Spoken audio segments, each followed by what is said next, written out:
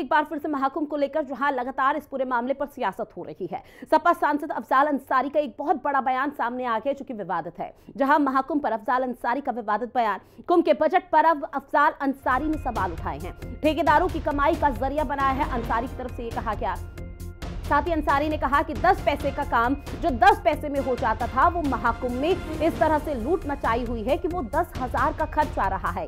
Budget 4 गुना करके लूट मचाई गई है और इसका सीधा जो आरोप है वो सीएम योगी आदित्यनाथ के ऊपर मढ़ दिया गया है। ऐसे में ये भी कहा गया है अफजाल अंसारी की तरफ से कि जब तक शासन में सत्ता है, यानी कि योगी आदित्यनाथ जब तक सरकार में है, तब तक जितनी मनमानी करनी है भले ही कर ले, लेकिन जब सत्ता परिवर्तन होगा तो एक एक चीज का हिसाब लिया जाएगा। और अफजाल अंसारी का ये विवादित बयान जहां ठेकेदारों की कमाई का जरिया बनाया गया है, इस तरह का उन्होंने जिक्र किया।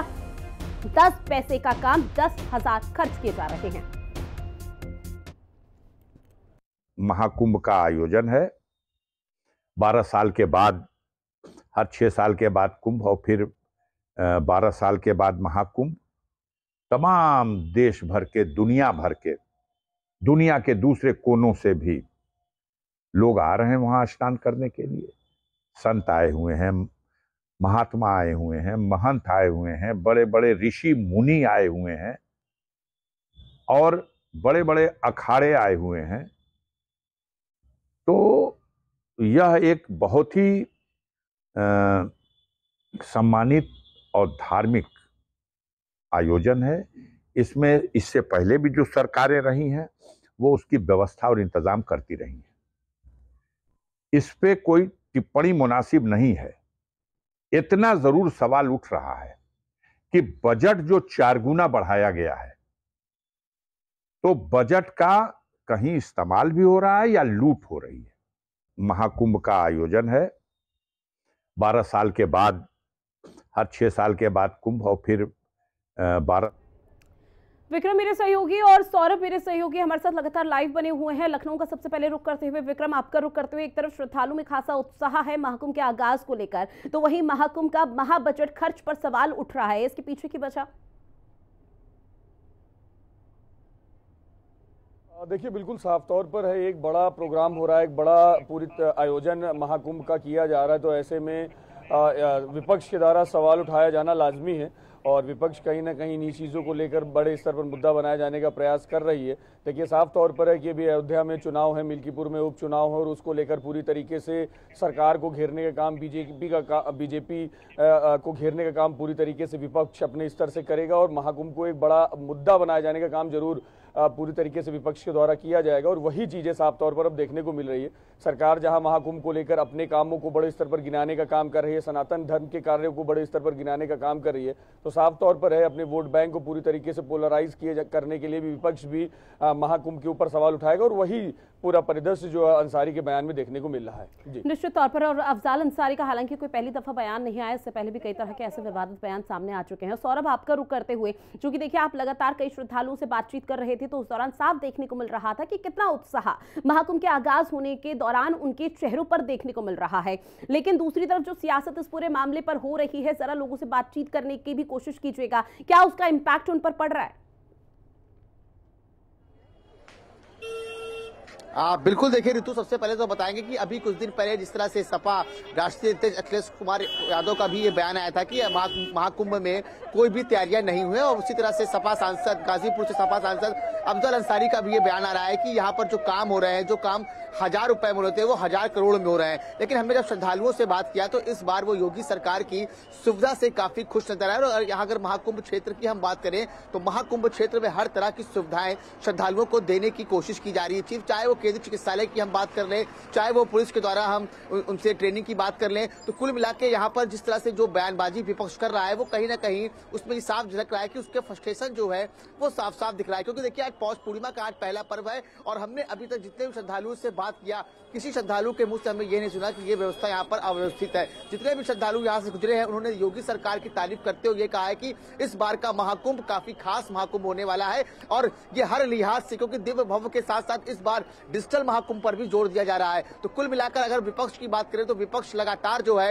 योगी सरकार पर निशाना साधते हुए आ रहा है, लेकिन विपक्ष कहीं ना कहीं कमजोर भी होता हुआ दिख रहा है। ऋतु, निश्चित तौर पर। और ऐसे में विक्रम, एक बार फिर से रुख आपका, जिस तरह से अफजाल अंसारी की तरफ से बड़ा बयान और विवादित बयान दिया गया, क्या ये मानकर चला जाए कि उसका बड़ा पलटवार अफजाल अंसारी ने किया है, जहां पर सीएम योगी आदित्यनाथ की तरफ से कहा गया था कि वक्फ बोर्ड भूमाफिया बोर्ड है?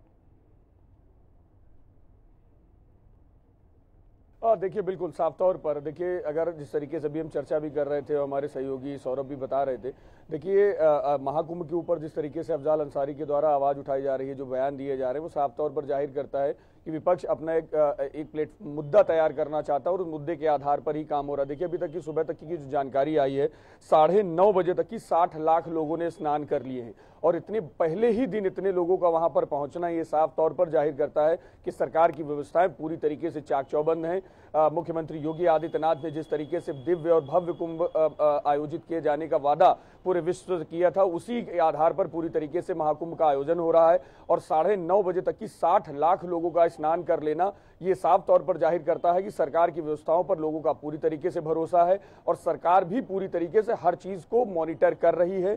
और ये कहा जाए कि कहीं ना कहीं जिस तरीके से मुख्यमंत्री योगी आदित्यनाथ का जो बयान था, जिसमें उन्होंने ये कहा था कि वक्फ बोर्ड को लेकर जो सवाल उठाए गए थे मुख्यमंत्री योगी आदित्यनाथ के द्वारा, तो साफ तौर पर है कि विपक्ष को भी एक मुद्दा ऐसा चाहिए जिसके आधार पर वो पूरी तरीके से सरकार को घेर सके, सरकार के ऊपर सवाल उठा सके, और वही काम कहीं ना कहीं अफजाल अंसारी अपने बयानों के द्वारा कर रहे हैं। सौरभ, एक बार फिर से रुख आपका, चूंकि देखिए अब चाहे कितनी भी सियासत हो, कितने भी मुद्दे भुनाए जाए, महाकुंभ का तो आगाज हो चुका है, लेकिन इस बीच सीएम योगी आदित्यनाथ की तरफ से निमंत्रण जब आला नेताओं को दिया गया था, उनको लेकर क्या जानकारी कि वो कब तक पहुंचेंगे?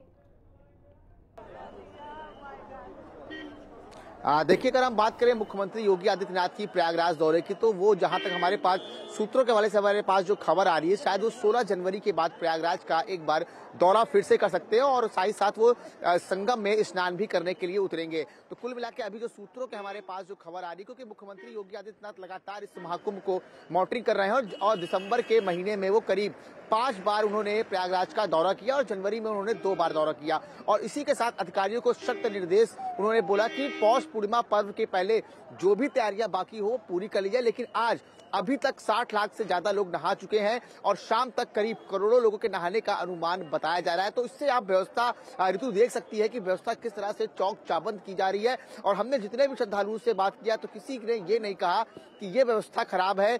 जितने भी श्रद्धालु आ रहे हैं, घाट तक आसानी से पहुंच रहे हैं, उनके लिए जगह जगह पे डाइवर्जन रूट लगाए गए ताकि वो आसानी से पढ़कर जिन मार्ग पे उनको जाना है वो मार्ग पे आसानी से चले जाए। तो कुल मिलाकर अगर हम इस महाकुंभ 2025 की बात करें तो अभी तक श्रद्धालुओं की तरफ से कोई भी ऐसी शिकायत का मौका नहीं मिला है और सब ने योगी सरकार की तारीफ करते हुए नजर आए हैं। ऋतु, सियासत की बात कर रहे हैं, दूसरी तरफ महाकुंभ के जो यहाँ पर दिव्य भव्य आगाज हुआ उसका भी जिक्र कर रहे हैं और उसको लेकर सौरभ मेरे सहयोगी भी लगातार तस्वीरें भी साझा कर रहे हैं।